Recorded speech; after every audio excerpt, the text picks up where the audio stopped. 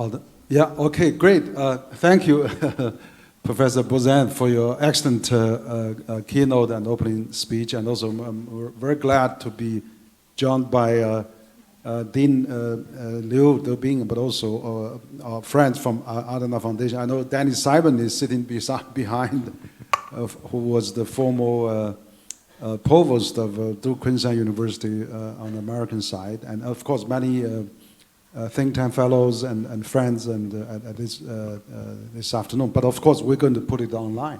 We have more people to watch this as time goes on. So Barry, actually, you started a very good topic. You know, of course, the topic for today is outlook for globalization. We know globalization has been on the fast track. I mean, let's put it this way. Since you mentioned about probably since the Bretton Woods system, but also in the 70s that Asia took off, and then now China after that. But what has been seen now is actually the escalating of geopolitical tensions. We see also the big power competition has been intensified.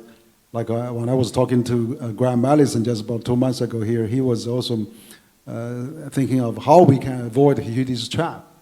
And also Joseph and I was telling me that maybe we're at the lowest cycle of China-US relations. Hopefully we could getting out of that. Maybe we can reach a new equilibrium in another 10, 15 years' time.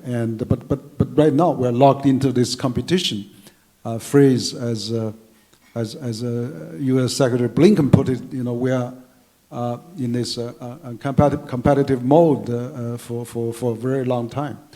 But I agree with you. You mentioned it very well in your keynote speech here.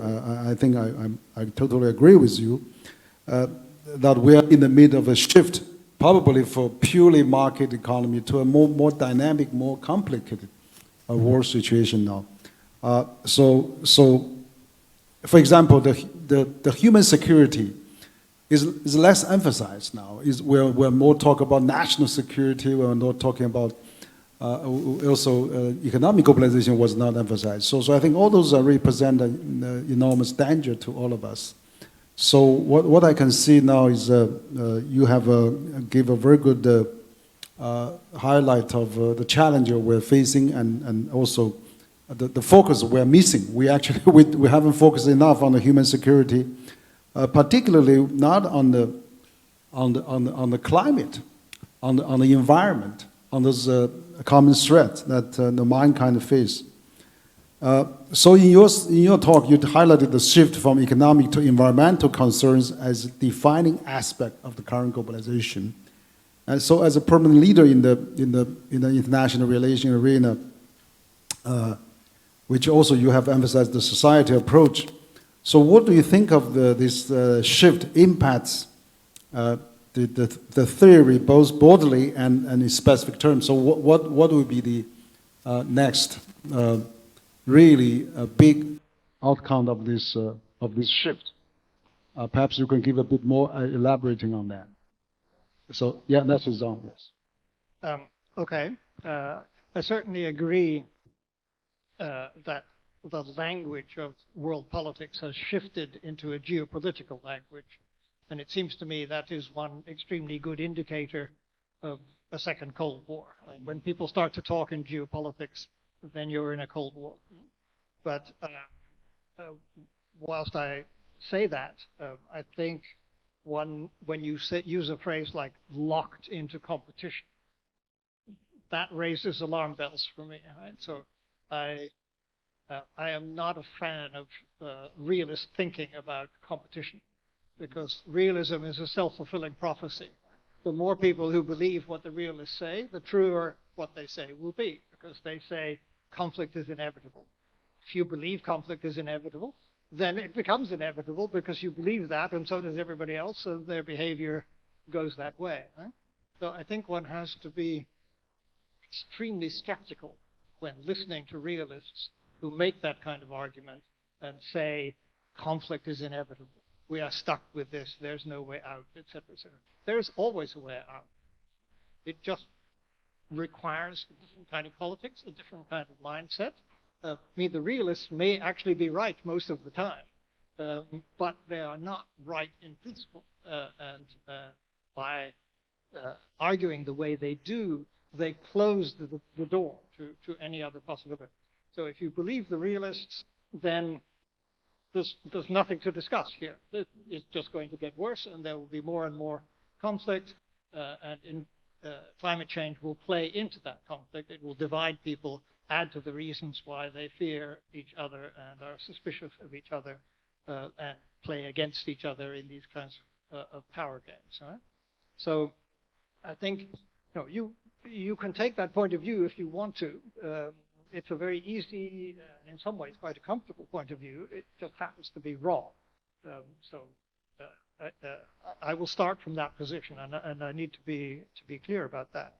The realist position is now having a moment in history because, as I mentioned, liberalism is in a degree of crisis, and liberalism has been the main counter to realism for the last century and a half. So the decline of liberalism puts a burden on those of us who want to encourage globalization in its positive way, of meaning that as a species, as humankind, we think like a species and behave like a species when we are confronted with a common problem. So liberalism has been the vehicle for that, and liberalism is now in some disarray. So I think the point I was trying to suggest about climate change was that this might be something which can be built upon. It's a new factor in the game, and it's definitely, it puts us all in the same boat. None of us can fix it by ourselves. But we will all bear the consequences of it if it isn't fixed. And therefore, it's a very big collective action problem that doesn't require you to be a liberal. Right? It just requires you to recognize that you're in the same boat as everybody else and that the boat is sinking, and that something needs to be done about that. So it seems to me, if one is looking for the space for political action, it's the interplay between what's, I don't want to say that climate change is good news, but there is at least some good political potential there for what might be done. Now, you asked me what comes next, and well, in all honesty, I can only say I don't know, because the climate scientists don't know what comes next either, right? So I have a very strange vision of optimism here, which is to say that what we actually need is for climate change to get steadily, and I underline steadily worse. Because the other alternative is that climate change gets suddenly worse. And if it gets suddenly worse, it may take us outside our capacity to do anything. So if you get a step-level change into a hothouse or something like that, possible, but not possible to predict with any kind of certainty. So we don't know. If we're lucky, it will get steadily worse, and that will pressure us into doing more and more collectively. That's the best I can say. Yeah, thank you, Barry. Excellent. I think you made an excellent point, and absolutely, I agree with you. You know, there's a lot of some people actually propose that competition is the theme. You know, there was overemphasized on the competition, less on the cooperation, and also U.S. has made China a strategic rivalry, and EU has made China a systematic rivalry, and if that is the case, as you said, there could be self-fulfilling prophecy. China does become a rivalry, and that is really not a good thing for the world. So I would really think that the world, as you said, we're already in the second Cold War now. It's probably happening already, and then we are actually just finished the first worldwide virus war. COVID war. We just finished that. So I mean, even there's about 20 million people lost their lives during this first worldwide virus war. We haven't really drawn the lessons on that. We did not collaborate. So I totally agree with you that probably the things that can glue us together is this climate threat. We need to build up this new climate globalization, so to speak, as you suggested, that we find a common ground and then we can work together. So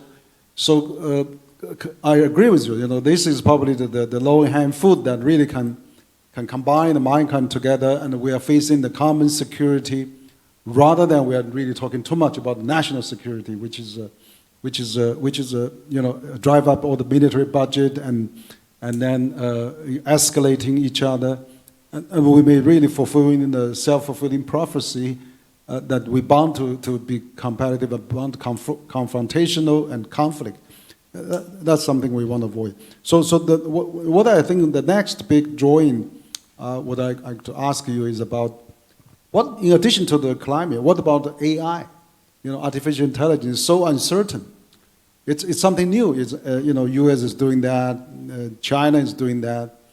You know, a few weeks ago we had a EU ambassador, German ambassador and French ambassador came to CCG. We had a dialogue together, an event about EU-China collaboration on how to avoid the risk of the climate. And a few days ago, Chinese representative UN has proposed, you know, for the how to, you know, the mankind, how the countries work together to harness the AI, but avoid the risk. That has been unanimously passed by in the UN General Assembly, including US. So, in addition to the climate, I mean, that's something can really bond us together. But what about this AI, which is so unknown, and you know, human beings could be the slaves of AI in the future if we're not careful, or if automation decision being built into AI, they could destroy the mankind. And so, what do you think about this new area that there could be an AI globalization happening that we didn't realize? Yeah, good questions. I think in terms of competition versus cooperation, I'm not sure that that's exactly the right way to pose it, in the sense that competition could work, right? So if it could be arranged so that the great powers competed with each other to promote sustainable development and control of climate change, right? That would be a very effective way of doing things, perhaps more effective than trying to actually agree a cooperation. Now, I'm not quite sure what would be necessary to make that work. I mean, as far as I can see, China, for example, is a strange case here, because in some ways, quite a few ways, its domestic environmental policy is really rather progressive. You know, lots of nuclear power and solar power and all of that kind of stuff. So in many ways, domestically, China is doing the right thing, but there doesn't seem to be any connection between that domestic policy and its international policy, where China tends to be more obstructive than helpful on the cooperative side. It sides with the third world, saying basically, it's all your fault, the West, you pay for it, and we don't care, let the boat sink. So competition might be the way to go. It might be easier to do it that way. The COVID example is an interesting one. I agree. It's worth looking at because it's a demonstration case of a collective action problem and how we did. It seems to me a mixed picture. In some ways, the whole COVID crisis pushed more for economic nationalism because of the supply chain issue and people hoarding vaccines and hoarding the protective equipment and all of that. So partly we reacted badly and competed about it. But underneath that, there was actually quite a lot of cooperation going on, particularly in the scientific community, I think. Not perfect, but substantial. I mean, the speed with which vaccines were rolled out was really rather astonishing if you think about that historically. I mean, within a year or so, there were good vaccines available and they were being mass produced, which is amazing. That kind of problem could be solved that quickly. And so scientific collaboration, while not perfect, was a big part of that. So it's a mixed picture. You get some good sides, some bad sides. On AI, okay, several points on AI. I think the one thing I'm absolutely sure about AI is that we are going to have a lot more of it very quickly, and it is absolutely unstoppable. It's simply because so many very powerful factors support it. Militaries everywhere are absolutely keen because they know if they fall behind, they are lost. And that's a very standard situation in military establishments. They've got to keep on the technological edge. Corporations are desperate for this because they think there's money to be made out of it. Scientists are very keen on it because there are careers and Nobel Prizes and all sorts of other things to be got out of it. The public is increasingly keen, even though there's some negative associations with AI. But, I mean, when you have your first encounter with ChatGPT, I mean, you go, that's amazing. You know, so people are enthusiastic about it because it's in many ways, it's an absolutely wonderful transformational technology. So many, many factors are pushing in favor of this, and it is not, like, it's inconceivable that it would be stopped. Right? So that will have good sides and bad sides, as most things do. It might, on good side, it might help us with the climate change problem because it increases one's analytical capability hugely. You can see that already partly on the vaccine issue, that the application of AI to searching for new kinds of drugs and new kinds of chemicals, that kind of search capability for scientific understanding is really enhanced by AI, and that's going to increase by leaps and bounds. So it may be that this is one of the things we absolutely need to solve the problem of climate change, because it will enable us to analyze better the things we can and can't and should and shouldn't do. AI is going to be part of the general militarization that's going on with the Second Cold War, inevitably. And you don't need to be any kind of great expert to follow the literature on that. Just read the military analysis in The Economist, and you can see exactly what's going on there, and very, very quickly and very powerfully. So that's a negative side there, but I don't think we can do anything about that. It's just, the forces pushing that are too strong. The other element I think I'd mentioned there is surveillance. AI is going to very much amplify surveillance societies. Now, we're all living in surveillance societies. It's done differently in different places. Here in China, the government does most of the surveillance. In the West, it's corporations that do most of the surveillance. But the government in the West can always get the information from the corporations if they want. So the systems are different, but in some senses, wherever you are and whoever you are, everything about you will be known and traceable. This has all kinds of implications, kind of social and political, which bigger topic than we have time for here. How and whether that might play into the climate change question is interesting, because if everybody's behavior is in principle public, that might become a useful factor in how climate change is addressed, how the behavior of the public is changed or controlled or manipulated in whatever way to serve the goal of sustainable development. But that's a very complicated question, and I'm not exactly sure what it would look like, but it seems to me that's a very likely area where AI will play a big role. Great. Thanks, Barry. Absolutely, you mentioned quite a few great points. I think I agree with you. I think corporations should be more, probably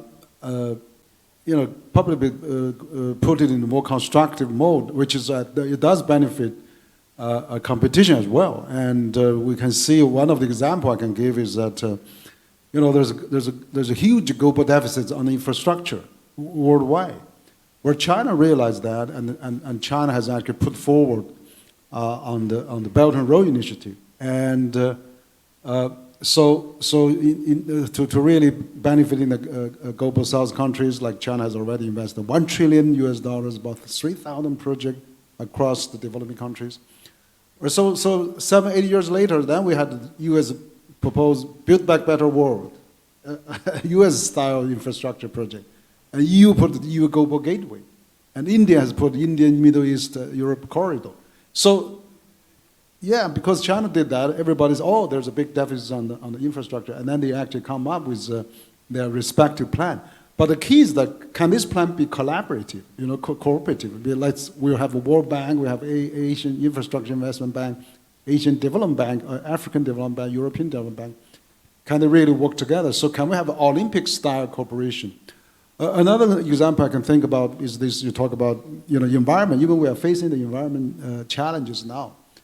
But 15 years ago, Beijing was heavily polluted. There was smoke. Foreigners come told us, oh, you're so polluted that we don't want to come to Beijing. And the U.S. embassy started to monitoring the PM 2.5 on the roof of U.S. embassy in Beijing. And then they announced that on a daily basis. First, the Chinese was not happy about that, but later on, they accept that, and then they made a huge determination to change that. So after a decade later, China, Beijing used to be heavily polluted by the automobile, diesel, gasoline driven, but now half of Beijing automobile is EV now. And then China become the leader in the EV market, solar panels and batteries, and Beijing get more clean. So that's another thing, sort of competing. But then we have been facing all those tariffs, 100% from US, 38%, 20 to 38% from EU, blocking China's EV cars. So you see, even for the climate, something that is so common that we want to change. For example, International Atomic Agency forecast, follow the Paris climate agreement that we need to spend $4.5 trillion on green spending annually. We only spend 1.8 trillion. And then the world needs 800 gigawatts of green power. We can only do a quarter of that. Far from oversupply. So you see, sometimes the politics also blocking this kind of process. Even though, we wish to have an Olympic-style cooperation, but politically it cannot do that. So what do you think? How we can solve this dilemma that we are facing now? And China, in 20 years ago, China don't do much. It was blamed, if we're not doing something.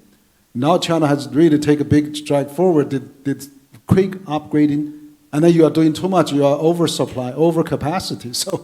So it's really in a difficult situation. How can we solve that? Or maybe explain to the world, even with this climate awareness, that we have to work together. I hope I'm not giving you a too hard question. No, that's all right. I just, in order to hold these things in my head, I need to write down the key points. On the question of the BRI and its imitators, and the kind of global financial infrastructure, as it were, and how it relates to development. That's not an area I know a lot about. I think so. I would put the question back to you: are these organizations, or how committed are these organizations to sustainable development? Always, when I'm looking at these kinds of questions, I'm looking for where's the scope for political action? What can we still do something about? Where do we still have meaningful choices about how to influence things? If these outfits are not fully committed to sustainable development, then they need to be pressured in that direction. So I don't know the answer to that question, but perhaps you do, in which case you could say. The question, the case study of Beijing air quality. I'm one of the beneficiaries of this particular change. I remember the days of Beijing smogs and all of that. And I was born in London in 1946, when smog was an extremely serious problem in London, and it actually played a big role in the life of my family. My family had to emigrate to get me out of London because the doctor said, if you don't move, you will lose this child. And like good parents, therefore, they moved, and therefore, the rest of my life kind of followed from that. So, air quality has been a big factor in my personal story. And I've been to Beijing often enough to appreciate the change. It's blue sky. Hey. It used to be you never saw blue sky from Beijing. You were lucky if you could see the building next door to you. Right? So a big change. I agree. I also agree that, and here I'm going to sound a little bit like The Economist, that actually the best way forward would be if China were allowed to export its green technology more or less freely, regardless of whether other governments think that it's subsidized and therefore the trade is unfair because the Chinese companies get all kinds of cheap loans and blah, blah, blah, blah, and therefore nobody can compete with them because companies elsewhere don't get those kinds of support. But even so, I mean, on free trade principle, the argument would be this will, if the Chinese want to sell these things at less than the cost of production, then we should buy them. You can bankrupt yourselves, saving the rest of us, as it were, and that's fine, because it's still good. It's still good for us. We get the same thing cheaper. Right? But the problem with that, I mean, there's a good. If you're a pure economic liberal, you can think like that. But most politicians are a very long way from being a pure economic liberal. They don't think like that. They have to think about the security side of things.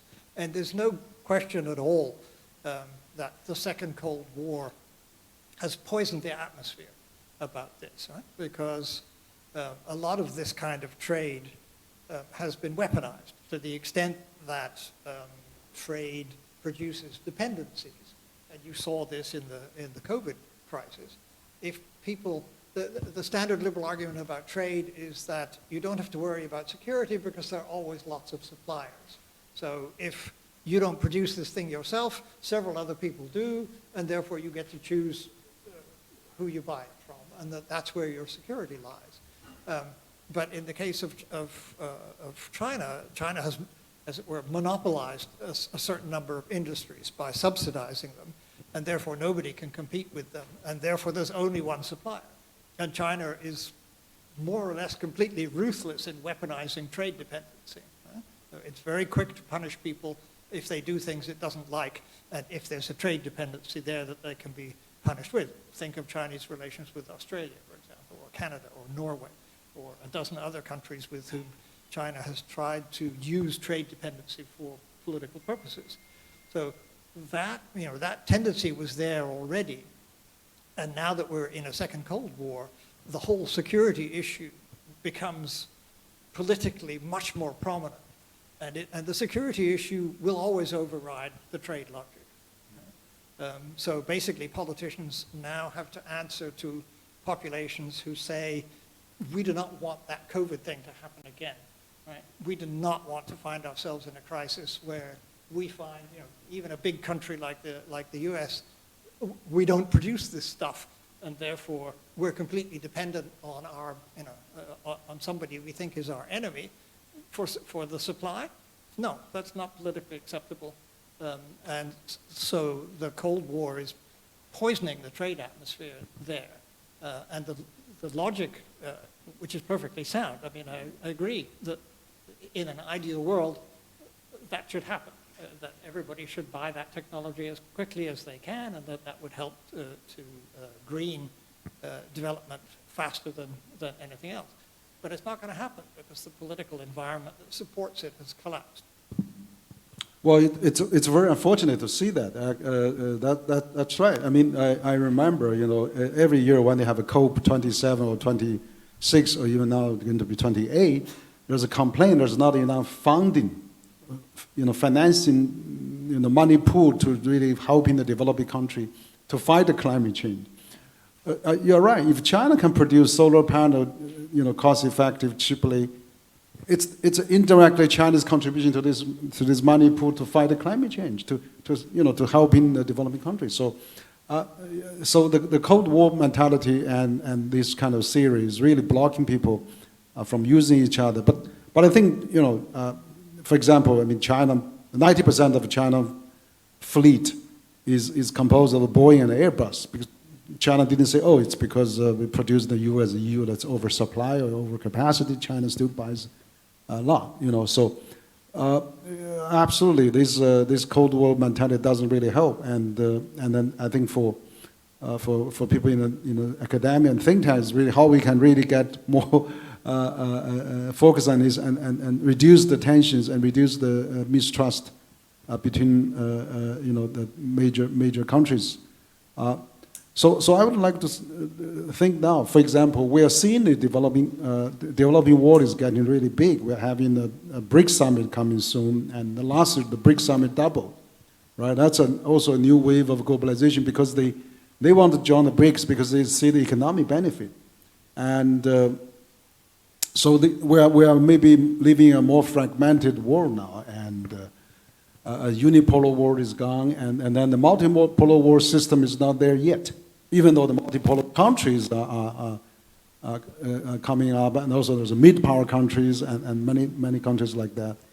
So what do you envision? You know, maybe we'll open after this to our audience to talk. And what do you envision of future globalization structure? You know, because the unipolar world is not there anymore, and yet multipolar world we haven't really formed or shaped a new Bretton Woods moment, and about UN we haven't really sometimes become marginalized, not really effective. So in this chaotic world, I mean, what's the way out? What's the path out? And how China, US, EU, and global South countries and mid powers can work together? I mean, climate is certainly the common core for all of us to work together. AI is another one. Maybe there could be some more opportunities, and we have to. Human security is probably should be global South, you know, debt issues, and also we are facing the war now. I mean that's really getting us into a very dangerous situation. So what's the way out? I mean, that would be my question. Yeah, I agree. The aircraft market is also one-sided. I'm not quite sure whether that's to do with subsidies, possibly, or whether it's just extremely difficult to produce that kind of, aircraft engines and aircraft landing gear are extremely difficult technologies to master, and only a few leading-edge countries have done that. So China will get there, but it will take time. Let me talk a little bit around your unipolar, multipolar world. I've never liked unipolar. The world was never unipolar, and it never will be again, so we can forget about unipolarity. Multipolarity is a realist concept. These are both realist concepts, right? So basically unipolarity says no balance of power. Multipolarity says balance of power. And multipolarity implies that the competition amongst the great powers is to dominate the world, right? Because that's the way it used to be. Right? But that's not the situation we're in now. The situation we're in now is that nobody wants to run the world. Right? Nobody wants to take responsibility for it. I actually believe the Chinese Foreign Ministry and propaganda department when they say they don't want to run the world. I think that's quite right. Nobody else. The Indians don't want to run the world. The Americans don't want to run the world. I mean, what is Trump about it if it's not deciding we're not going to run the world, let the world run itself? The Europeans might like to run the world but can't. The Russians would definitely like to run the world, but nobody else would let them anywhere near such a job, and they have not the capacity for it anyway.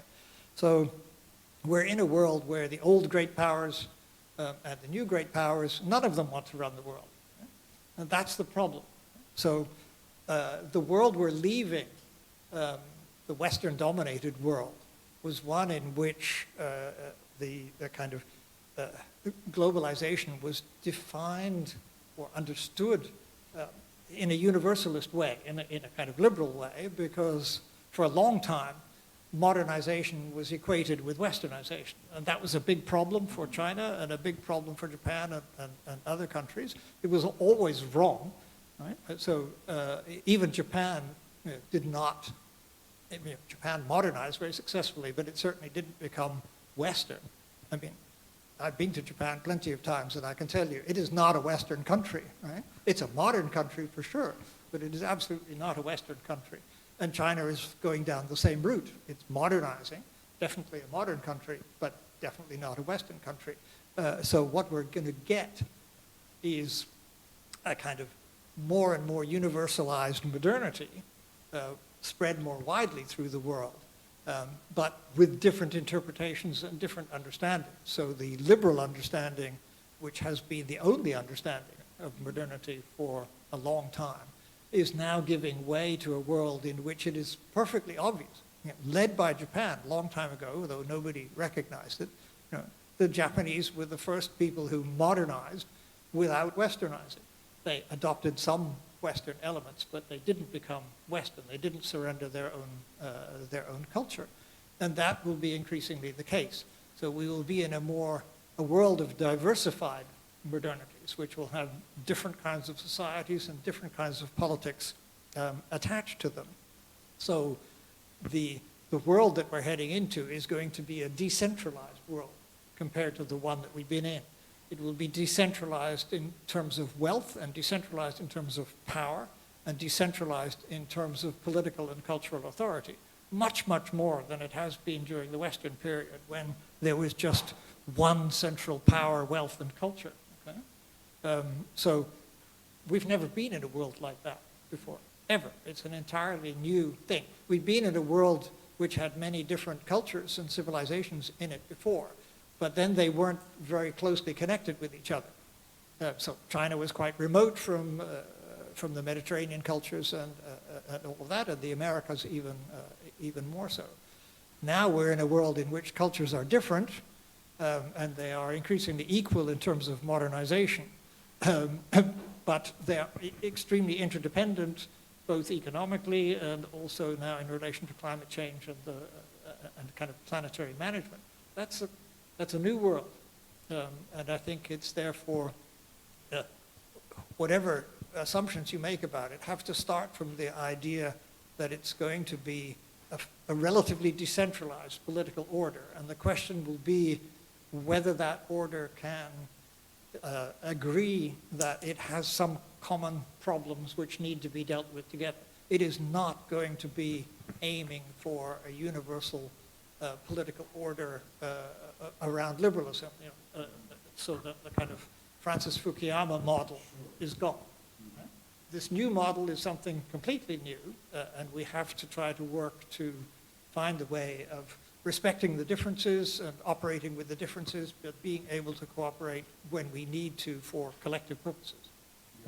Yeah, great. That's a great comment. I think that absolutely decentralized the word is the right word, but you see, I also see probably there's a regional decentralization too. You got the USMC, US Canada Mexico Free Trade Agreement. You got the European as a bloc, you got the ASEAN, and then you can see RCEP, the largest free trade agreement happening. And then you see BRICS countries forming more tightly now. So there could be a block of different kind in this world happening. And then how to really peacefully cooperating together while we're decentralizing is still a new challenge. So we find this discussion very fascinating. Thank you, Barry. I think we are running out of time. We're already behind schedule, but excellent talk. I think the dialogue we had touched upon the globalization, and then how we can really going forward. What are the environmental challenge, environment globalization that's facing us, and of course also the other subjects that we had talked about. Multilateralism, multipolar world, unipolar world, and all those host of issues that relate to the globalization, which I think it's really a great thinking process that you have contributed as an authority on this subject, has contributed so many rich subjects on this. I really appreciate that you take the time to talk to us. We actually, CCG as a platform, we love to hear all different voices. We want to be providing a dialogue platform for all our distinguished scholars Actually, today we're going to have two of the such event, and we just received the former Indonesia foreign minister in the morning. So I'm glad CCG has become a hub of global ideas and global discourse. So really, again, thank you very much for sharing all those great ideas. I think it also made us thinking, how we can work together and how we can really meeting common challenges and how we can face in the human security threat rather than we are also talking so many megas. We need to think about the global planetary benefit. We cannot escape to moon. Even though we have China just launched the rocket to collect something from the backside of the moon, but still a long way to escape. If, as you said, if the climate disaster comes, we have no place to escape. We have to work together. So absolutely, it's a common shared future for all the mankind. We have to stick together. So once again, thank you very much, and thank all the distinguished participants. So this is really a great occasion to discuss. And so on behalf of CCG, once again to thank all of you and thank Professor Buzan for coming to CCG. Okay.